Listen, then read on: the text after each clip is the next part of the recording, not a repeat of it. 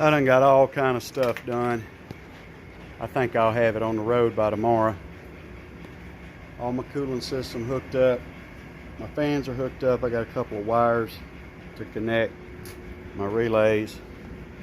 Transmission cooler's in. I didn't use the transmission cooler inside the radiator.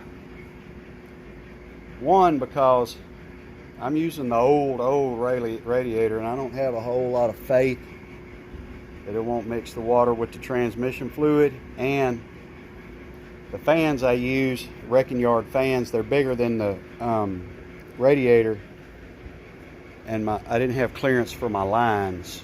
My lines would be interfering with the fan blades, and I was going to use an external cooler anyway. That'll be plenty for now anyway. Man, I got things real close to squared away. I reused so much stuff off the wreck truck, man. It's unbelievable how much stuff I reused. Saved me so many trips to the wrecking yard. I'm sure it saved me a whole bunch of money. Anyway, heated up and cooled it down a couple times, retorqued my manifold bolts. Fuse box is installed. Clean up some of these wires some more. Anyway, I'm getting real close. Run my pedal and my OBD2 port wiring through the firewall. Fix me up a grommet. All that. Getting there, Bo. It ain't gonna be long. I think I'll drive this thing tomorrow, or not long after tomorrow anyway.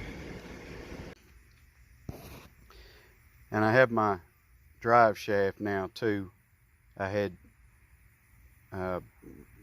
the drive shaft, donor drive shaft for the swap. That I took the drive shaft shop to have him shorten it, put the right yoke on it or whatever it needed to be, and we started talking about it, and he was talking about what he could do, and it was getting complicated, man. He said something about having to use a funny type of yoke that he would have to order, and have to use a conversion U-joint and something. We were talking about it, and he said, man, I've got a good used one that's the length you need, and would only have to swap one yoke, and you wouldn't have to use a conversion U-joint on either end. This and that. He had swapped in that one for somebody to make a new one, and so he said, how about you swap me this long one you got for mine, and just the part and labor to put a yoke on one end. Anyway, got me out the door with a good drive shaft, the length I need, and set up so I don't have to use bastard U-joints on either end.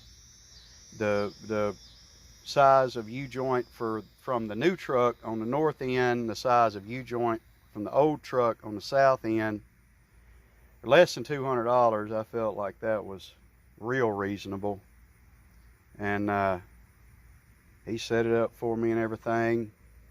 So that's ready to slap in there and go.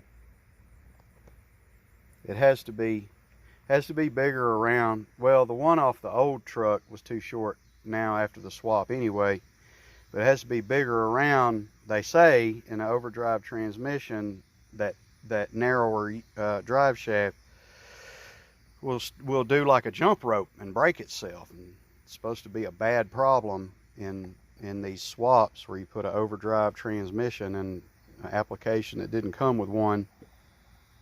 And the horsepower is a good probably double or triple what that other engine was. So anyway, you're supposed to change your drive shaft to one that's bigger around, steel or aluminum, and we happen to go with aluminum. So anyway, got that done too.